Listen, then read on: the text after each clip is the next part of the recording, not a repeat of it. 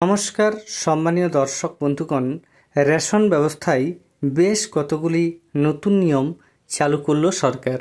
এবার থেকে আধার card eKYC না থাকলেও রেশন দেওয়ার ব্যবস্থা করছে সরকার। পাশাপাশি বিভিন্ন পরিবারকে বিভাজন করার বেশ কিছু নিয়ম চালু হয়েছে।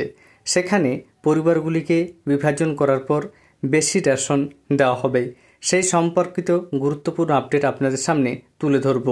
বর্তমানে দেশ তথা রাজ্যের বিভিন্ন মানুষের একটা সমস্যা রয়েছে। অনেকেরই বয়স হয়ে গেছে বেশি, বা অনেকের আধার কার্ড নেই, তার ফলে তারা রেশন সামগ্রী পান না। তবে এবার থেকে আর সেই সমস্যা হবে না।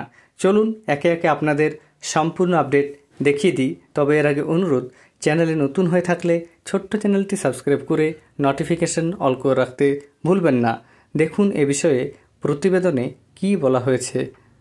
আধার ইস্যুতে বৈধ রেশন গ্রাহক, খাদ্যসাথীতে বঞ্চিত হলেই ব্যবস্থা।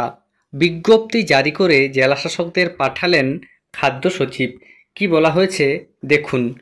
কোনো কারণে আধার কার্ড না থাকা বা তার বায়োমেট্রিক যাচাই না হওয়ার কারণে খাদ্যসাথী প্রকল্পের সুবিধা থেকে কোনো বৈধ রেশন গ্রাহককে বঞ্চিত করা যাবে না, এমনই কড়া নির্দেশ দিয়েছে খাদ্য দপ্তর।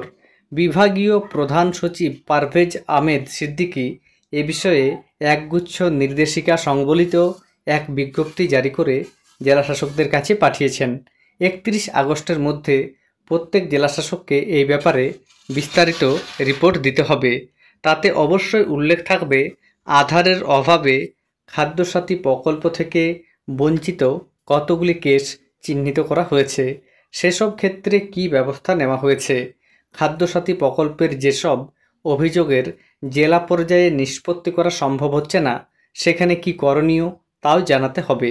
বঞ্চনার জন্য কোনো রেশন ডিলার কিংবা খাদ্য দপ্তরের অফিসার দায়ী থাকলে তার বিরুদ্ধে ব্যবস্থা নেওয়ার নির্দেশও দেওয়া হয়েছে। জাতীয় ও রাজ্য খাদ্য সুরক্ষা প্রকল্পের আওতাভুক্ত রেশন গ্রাহকদের সংখ্যা প্রায় 8,90,00,000। খাদ্য দপ্তর সূত্র বলছে, খাদ্যসাথী প্রকল্পের অন্তর্ভুক্ত এই গ্রাহকদের প্রায় 98% আধারের বায়োমেট্রিক যাচাইসহ ইকেওয়াইসি হয়েছে।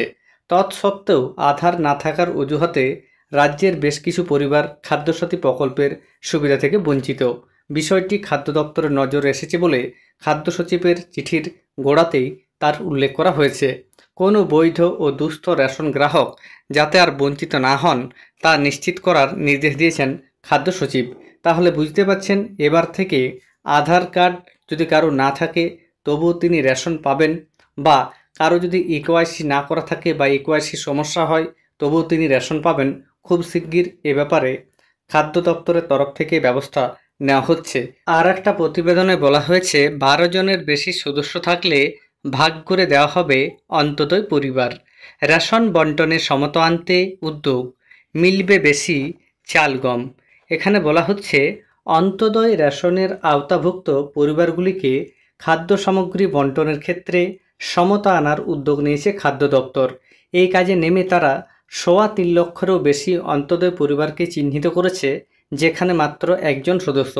এর মধ্যে বেশ কিছু পরিবার রয়েছে যেখানে একমাত্র সদস্যের বয়স 18 বছরের কম।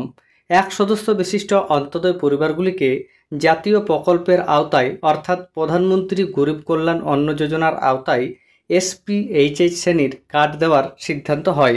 তাহলে বুঝতে পারছেন, এই মুহূর্তে যে সকল পরিবারের একটি সদস্য এবং AAY রেশন কার্ড রয়েছে, সেই AAY রেশন কার্ডটিকে এবার SPHH-এ কনভার্ট করা হবে। আর 18 বছরের কম বয়সীদের ব্যাপারে বিশেষ তদন্ত করে তাদের মূল পরিবারের সঙ্গে যুক্ত করে দেওয়া হবে। ফলে অন্তদয় পরিবারের সংখ্যা কেন্দ্র নির্ধারিত কোটার থেকে কমে গিয়েছে। এই অবস্থায় বড় অন্তদয় পরিবারগুলি ভেঙে একাধিক পরিবার হিসেবে বিবেচনা করে রেশন দেওয়ার নীতি চূড়ান্ত করেছে খাদ্য দপ্তর। এভাবেই কোটা পূরণের পন্থা নেওয়া হয়েছে। সমতার নীতি মেনে অন্তদয় পরিবারগুলিকে বেশি পরিমাণে চাল গম দিতেই খাদ্য দপ্তরের এই উদ্যোগ বলে দাবি। ঠিক হয়েছে, যেসব পরিবারের সদস্য সংখ্যা 12 জনের বেশি এবং 22 জনের কম, সেই পরিবারগুলিকে 2 ভাগে ভাগ করা যাবে।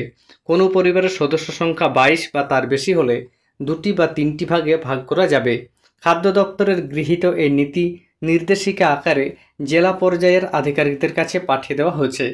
অন্তোদয় রেশন গ্রাহকরা জাতীয় খাদ্য সুরক্ষা প্রকল্পের আওতায় পড়েন। পরিভাগ ভাগ করার প্রক্রিয়া কার্যকর করতে কেন্দ্রীয় সরকারের অনুমোদন নিয়েছে রাজ্য।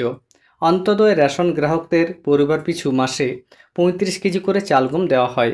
আর জাতীয় খাদ্য সুরক্ষা প্রকল্পের আওতাধীন রেশন গ্রাহকরা মাসে মাথাপিছু 5 কেজি করে চাল গম পান। জাতীয় প্রকল্প অর্থাৎ প্রধানমন্ত্রী গরিব কল্যাণ অন্ন যোজনার আওতায় রাজ্যের প্রায় 6,02,00,000 রেশন গ্রাহক আছেন। এর মধ্যে অন্তোদয় পরিবারের সংখ্যা 16,25,317।